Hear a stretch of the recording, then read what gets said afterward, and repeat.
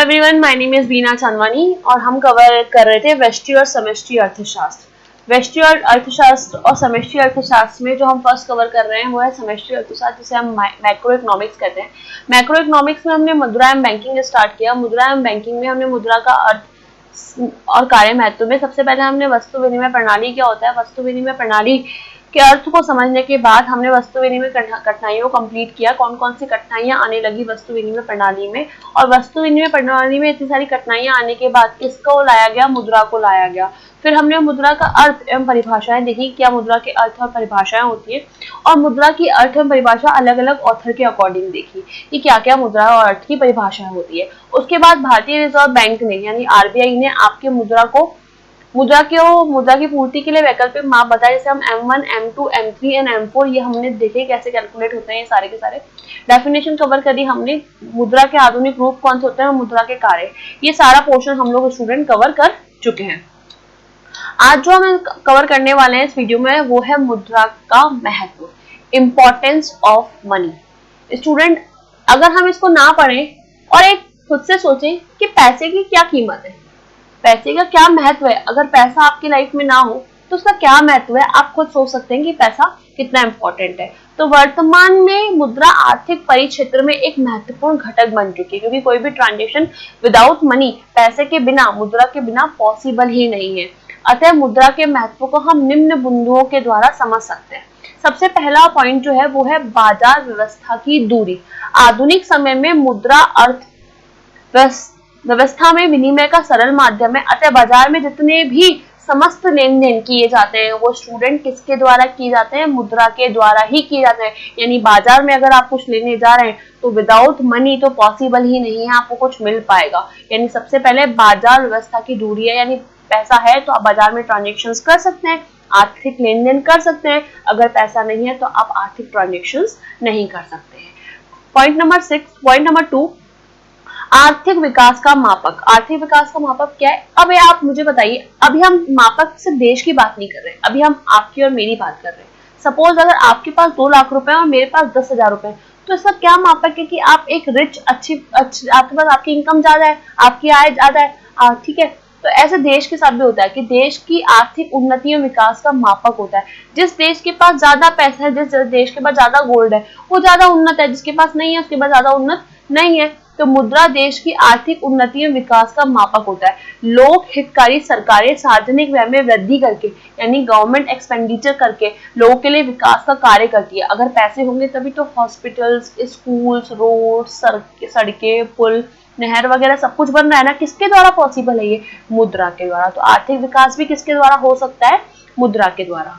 फिर point number 3, बचत। अब आप मुझे बताइए, बचत, पैसे से तो बचत करेंगे आप, तो अर्थव्यवस्था में बचतों के निवेश परिवर्तन, अर्थव्यवस्था में लोगों के द्वारा की जाने वाली बचतें मुद्रा के मूल्य में संग्रह की जाती है। लोग पैसा इकट्ठा करके कहाँ डिपॉजिट करवाते हैं? बैंकों में जमा करवाते हैं। तो पैसा है तो आप सेविंग करेंगे, सेविंग को कहाँ डिपॉजिट करेंगे हम लोग? सेविंग को डिपॉजिट करेंगे हम लोग बैंकों में, जो भविष्य में निवेश का आधार बनती है। आप यही पैसा इकट्ठा करके कहीं ना कहीं आप इन्वेस्ट करेंगे, मकान में खरीदेंगे, गोल्ड खरीदेंगे, सिक्योरिटीज खरीदेंगे। वो सारा क्या करेंगे हम लोग, किसके द्वारा खरीदेंगे हम लोग? मुद्रा के द्वारा। फिर है श्रम विभाजन और विशिष्टीकरण। विशिष्टीकरण और श्रम विभाजन का मतलब होता है, आप मुझे बताइए, आपके पास अभी 500 रुपीज है, तो आपको अगर कोई प्रॉब्लम होती है तो आप एक स्पेशलिस्ट डॉक्टर के पास जाएंगे, और आपके पास अगर सिर्फ 5 रुपए है या सिर्फ 50 रुपए है तो आप किसी नॉर्मल डॉक्टर से मेडिसिन लेके या किसी मेडिकल स्टोर से मेडिसिन लेके आप ठीक होने की कोशिश करेंगे। लेकिन जब आपके पास पैसे होते हैं तो आप विशिष्टीकरण की तरफ जाते हैं, एक स्पेशलाइज्ड पर्सन के पास जाते हैं।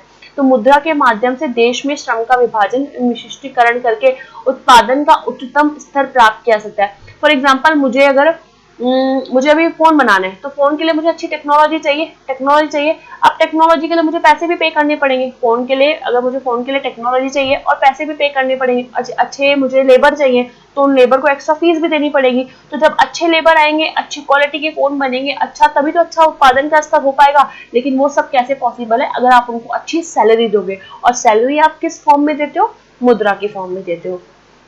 आर्थिक जीवन में स्वतंत्रता। अब आप मुझे बताएं, पैसे है तो इंसान अपने अकॉर्डिंग जी सकता है ना, तो मुद्रा के प्रयोग से उपभोक्ता एवं उत्पादक दोनों ही बाजार में विवेकानुसार निर्णय लेने के लिए स्वतंत्र होते हैं।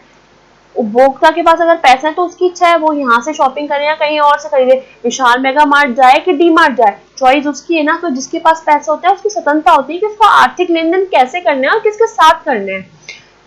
पॉइंट नंबर 6, सामाजिक प्रतिष्ठा का आधार। ये सब आप जानते होंगे, जिसके पास जितना पैसा होता है उसको समाज में अलग से वैल्यू दी जाती है। तो मुद्रा अर्थव्यवस्था में आर्थिक स्वतंत्रता के साथ साथ स्वतंत्रता तो आपको मिल रही है, प्लस इतना संग्रह करेंगे तो उससे आपकी प्रतिष्ठा भी मिलेगी। प्रतिष्ठा जैसे जैसे आप संग्रह करते जाएंगे, आप घर में इन्वेस्ट करेंगे, गोल्ड में इन्वेस्ट करेंगे, गाड़ियों में इन्वेस्ट करेंगे, लग्जरी लाइफ जिएंगे, तो आपकी सामाजिक प्रतिष्ठा वैसे से होगी। तो ये सब आपके मुद्रा के महत्व है, मतलब मुद्रा की क्या इंपॉर्टेंस है आपकी लाइफ में, ये हमने देखा। एक पॉइंट है स्टूडेंट, विमुद्रीकरण।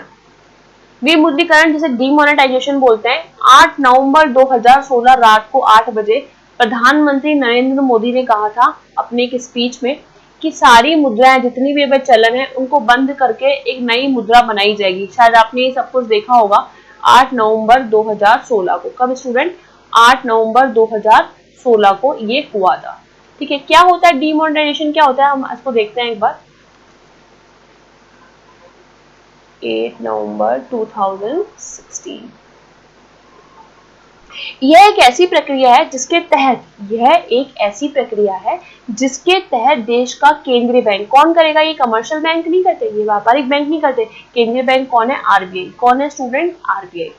केंद्रीय बैंक कौन सा है? आरबीआई, जिसे हम भारतीय रिजर्व बैंक ऑफ इंडिया कहते हैं। 1934 में उसको स्टैब्लिश किया गया था, इसको बनाया गया था। तो एक ऐसी प्रक्रिया जिसके तहत देश का केंद्रीय बैंक काले धन में नकदी नोटों का चलन बाहर करने पर चलन एवं पुरानी मुद्रा को वैधानिकता समाप्त कर दी गई। यानी आपने देखा पुराने जो नोट चल रहे थे 500 के या जो भी ये थे, इनको तो कर दिया बंद और इनकी जगह कौन से आ गए? नए नोट आ गए। इस प्रकार अवैध तरीके से अर्जित क्या हो रहा था, ब्लैक मनी बहुत ज्यादा हो गई थी, लोगों ने अपने घरों में पैसा स्टोर करना स्टार्ट कर दिया था और मार्केट में पैसा खत्म हो गया था। इसकी वजह से महंगाई जो थी वो बहुत ज्यादा बढ़ती जा रही थी। तो प्रधानमंत्री नरेंद्र मोदी ने केंद्रीय बैंक के साथ मिलकर डिसीजन लिया कि हमें पुरानी मुद्राओं को बंद कर देना चाहिए। जैसे पुरानी मुद्रा को बंद किया, लोगों ने अपनी पुरानी मुद्रा को एक्सचेंज कराना स्टार्ट कर दिया बैंकों में। ठीक है स्टूडेंट, तो विमुद्रीकरण का मतलब होता है पुरानी मुद्रा को खत्म करके नई मुद्रा लाना। और ये कौन लाएगा? सिर्फ ये आरबीआई। आप हम लोग ये काम नहीं कर सकते, व्यापारिक बैंक ये काम नहीं कर सकते। कौन कर रहा था? ये आरबीआई। क्यों किया? क्योंकि काला धन बहुत ज्यादा, नकली करेंसी अपने आप स्वतः ही नष्ट होता है, इसलिए विमुद्रीकरण जिसे डीमोनेटाइजेशन बोलते हैं उसे लाया गया। ठीक है स्टूडेंट, अब हम थोड़े से एमसीक्यूज करते हैं, यानी आपके बहुचयनात्मक प्रश्न करते हैं। निम्न में से M2 ज्ञात कैसे कर सकते हैं? निम्न में से M2 कैसे ज्ञात कर सकते हैं? M1 प्लस व्यावसायिक बैंकों की निवल अवधिक जमाएं, M3 प्लस डाकघर बचत संस्थाओं में कुल जमाएं। ठीक है स्टूडेंट, C प्लस DD, ऐसा तो कुछ हमने पढ़ा ही नहीं था M2 के लिए, ये तो वैसे ही गलत हो गया। और M1 प्लस डाकघर बचत संस्थाओं की कुल जमाएं। अब आप स्टूडेंट मुझे बताएं कि इनमें से निम्न में से M2 हम कैसे ज्ञात कर सकते हैं? M2 हम कैसे ज्ञात कर सकते हैं? M2 हम ज्ञात कर सकते हैं,